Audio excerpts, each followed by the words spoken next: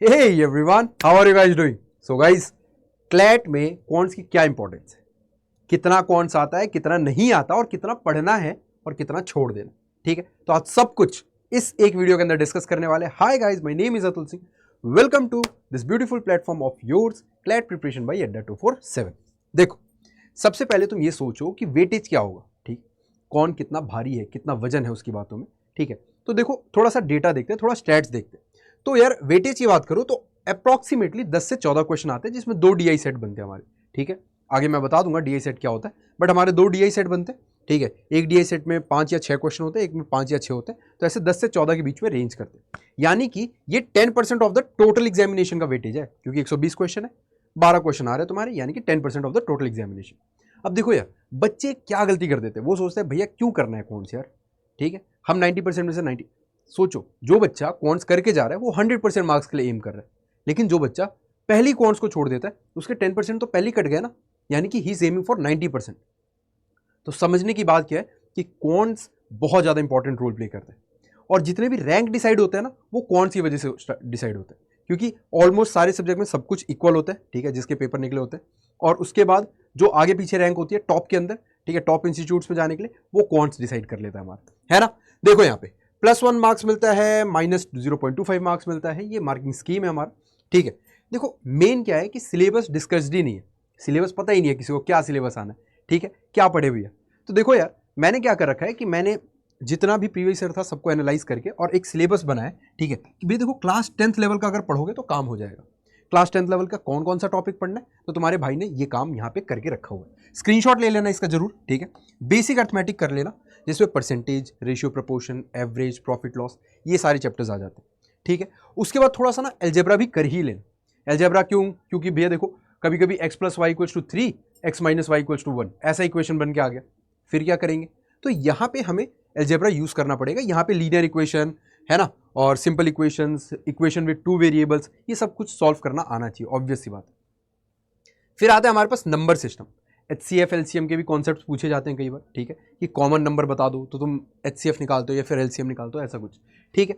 और यहाँ पे देखो यार, मेंसुरेशन, अगर तुम क्लैट 2020 में जाओगे ना तो सीधा सीधा 2 सेट, 15 क्वेश्चन आए थे और 15 में से 2 सेट सीधे सीधे इसी के आ गए थे, किसके?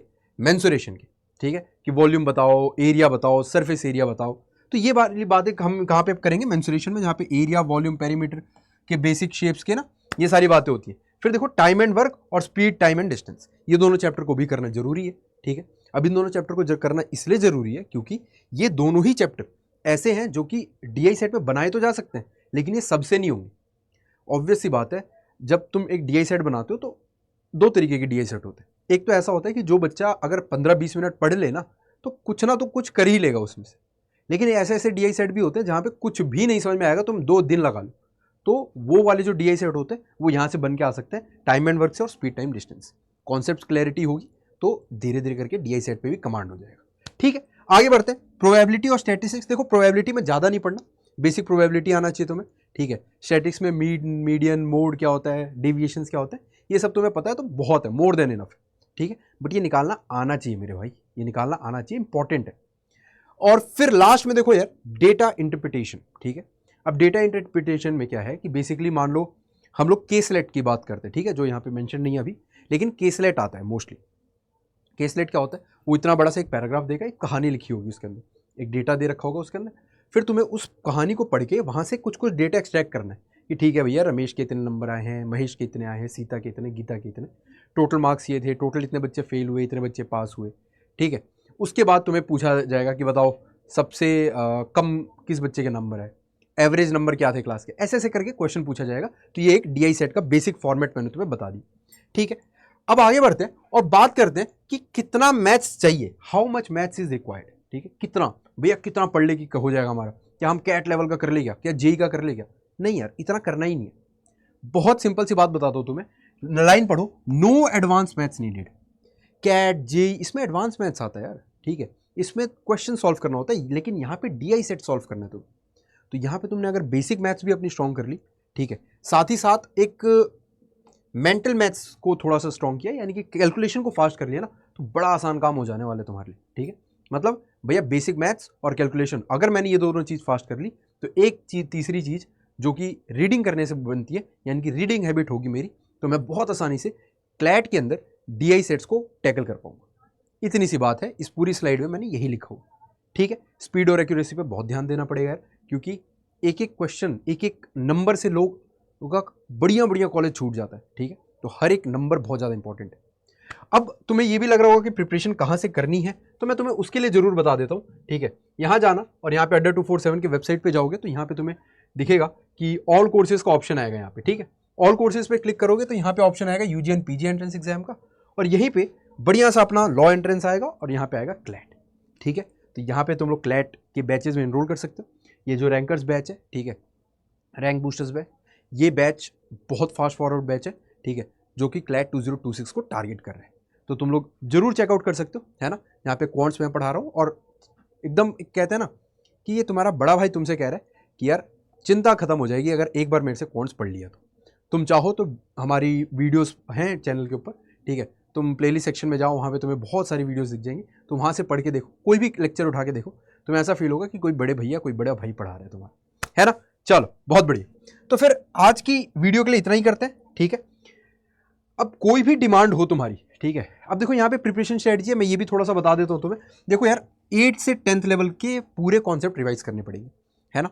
अब तुम बैचेस में एनरोल कर लेते हो तो वो तुम्हारे लिए थोड़ा सा आसान हो जाएगा, बट यहाँ पे तुम्हें थोड़ा सा अगर खुद से करो तो एक्स्ट्रा एफर्ट्स मार के 8 से लेकर 10th लेवल तक के सारे कॉन्सेप्ट कवर करने पड़ेंगे। ठीक है, अर्थमेटिक और DI पे फोकस करो ताकि तुम्हारा चीज़ें क्वेश्चंस करना आसानी हो जाए।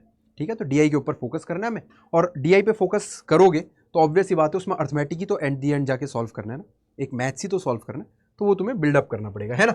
और प्रीवियस ईयर पेपर देखते रहो क्लैट का, उसको सॉल्व करते रहो ताकि तुम्हें ये पता रहे कि क्या डिफिकल्टी आती है, कितना लेवल का पूछते हैं, कितना का नहीं पूछते, क्या पढ़ना होता है, क्या नहीं पढ़ना होता। क्योंकि किसी और पे आग बंद करके भरोसा करना मेरे छोटे भाई, मेरी छोटी बहन, बिल्कुल सही नहीं होता। आग बंद करके भरोसा नहीं करेंगे, जागरूक है, हम जानते हैं चीज़ों को कैसे करना और क्या करना है। ठीक है, चलो 10 से 15 क्वेश्चन अगर डेली प्रैक्टिस कर लिए तो फिर क्या ही कहना है यार, मज़ा ही आ जाएगा। ठीक है, इंप्रूव होगी इससे स्पीड तुम्हारी, तो 10 से 15 क्वेश्चन तो मिनिमम प्रैक्टिस करने पड़ेंगे तुम्हें डेली, है ना। चलो, सो या that's all for the video guys. कभी कोई परेशानी हो, कोई डाउट हो, ठीक है, तो कमेंट सेक्शन में जरूर लिख देना कि भैया ये डाउट है, फिर ये कुछ दिक्कत हो रही है तो। ठीक है, अगर तुम्हें चाहिए कि तुम्हें मैक्सिमम डिस्काउंट मिले और साथ ही साथ मेरी पर्सनल गाइडेंस मिले, तो तुम लोग ये कोड लगा ले सकते हो, दैट इज अतुल40। ठीक है, अगर तुमने ये कोड लगा लिया ना, तो तुम्हें मैं पर्सनली गाइड करूंगा throughout your preparation till the date of your examination. ठीक है, और साथ ही साथ ये कोड लगाने के बाद तुम्हें मैक्सिमम डिस्काउंट मिलने वाला है। सो मिलते हैं अगली वीडियो के अंदर। Until then keep grinding, keep hustling. जय हिंद।